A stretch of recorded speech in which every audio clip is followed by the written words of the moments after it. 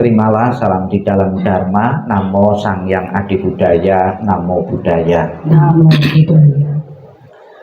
Disabdakan oleh Sang Buddha, ditulis yang baru saja kita baca tadi. Salah satunya Sang Buddha mengatakan demikian: para bijaksana setelah mengetahui sifat alami dunia ini tidak akan mengalami penderitaan jika ditinggal kematian oleh orang yang kita cintai.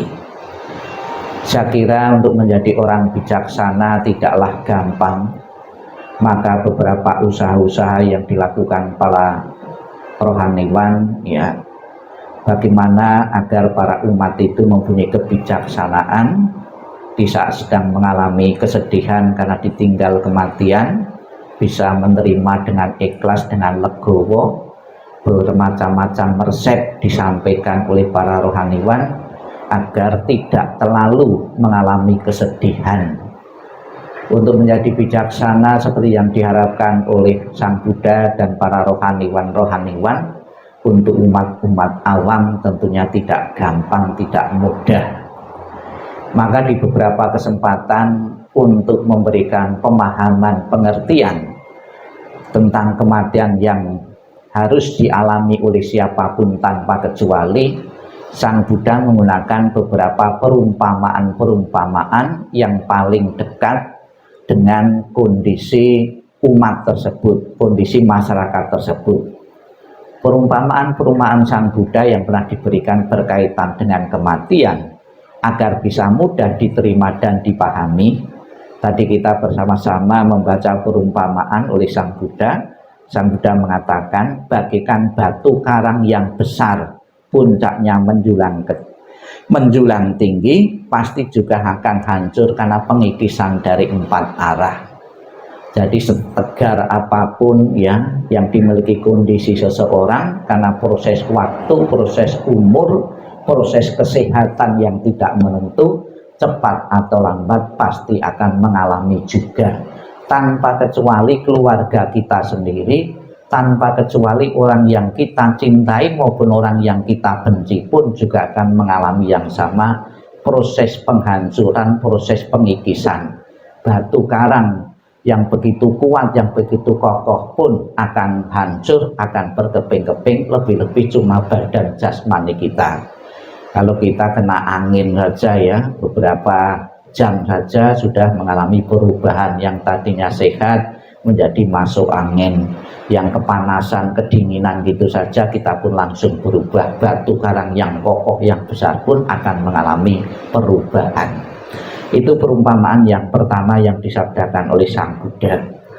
Perumpamaan yang kedua yang paling dekat dengan kita tentang kematian itu Sang Buddha menggunakan buah yang masak di pohon, ya, itu cepat atau lambat pasti akan jatuh juga. Demikian pula seseorang ya mengalami proses kehidupan bahkan sampai 100 tahun atau lebih pun juga bisa dipastikan itu akan mengalami kematian.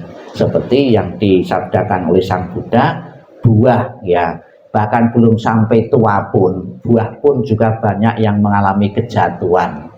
Ya, bunga bisa gugur ya. Kemudian mangga misalnya saja, itu belum sampai tua pun juga banyak yang sudah gugur juga karena proses dari alam ya. Kemudian juga Sang Buddha menggunakan perumpamaan periuk keramik ya. Periuk keramik biasa digunakan untuk hiasan-hiasan karena proses, karena faktor-faktor yang lain pun juga akan mengalami pecah, berkeping-keping. Kemudian juga di saat kematian atau saat ini pun kita bisa melihat di depan kita ada bunga. Bunga ini dipetik masih seger, nanti sore kemudian akan layu. Demikian pula proses kehidupan yang kita alami ini pun juga tidak jauh berbeda dengan bunga ini. Dipetik masih seger, nanti sore sudah layu. Mengingatkan kepada kita bahwa kehidupan yang kita jalani adalah kehidupan yang tidak abadi, tidak kekal adanya. Dan juga buah yang kita pasang di sini ya, kita lihat buah ini bisa dimaknai secara dhamma. Buah, segala sesuatu yang akan kita perbuat itu akan berbuah. Kalau kita menanam kebaikan akan berbuah kebaikan, menanam keburukan akan berbuah keburukan. Itulah ya simbol-simbol yang biasa dipakai di kalangan umat Buddha. Kemudian ada dupa ya, dupa ini dibakar menyebarkan bau keharuman, mengingatkan kepada kita damanya adalah siapapun yang berbuat baik akan menyebar nama harum. Demikian pula kebaikan-kebaikan yang kita lakukan ini akan menyebar kemana ya, arah angin. Dan arah angin ini sesuai dengan dupa ini, namun kebajikan yang dilakukan bisa melawan arah angin. Kita di sini kebaikan kita, nama baik kita bisa tersebar kemana-mana ya. Bapak Ibu sekalian yang saya hormati, memberikan dukungan kepada seseorang yang telah meninggal, kepada orang yang telah meninggal di dalam agama Buddha, dalam Sigalawada Sutta disebutkan adalah satu kewajiban seorang anak kepada orang tuanya. Di saat orang tua kita masih hidup, sepenuhnya kita bisa berbakti dengan menyiapkan sarana dan prasarana yang dibutuhkan orang tua. Kalau di masa orang tua kita masih hidup, kita bisa ikut merawat raganya, fisiknya, badan jasmaninya. Telah meninggal orang tua kita, kita bisa merawat sukmanya atau arwahnya. Bagaimana merawat sukma atau arwah? Yaitu melalui pengiriman doa atau pelimpahan jasa.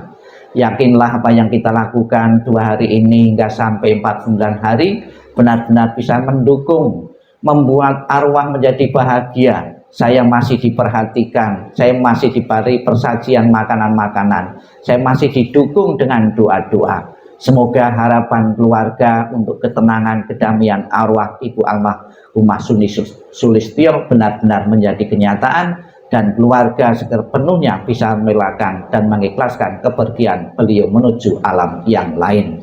Sadu, sadu, sadu.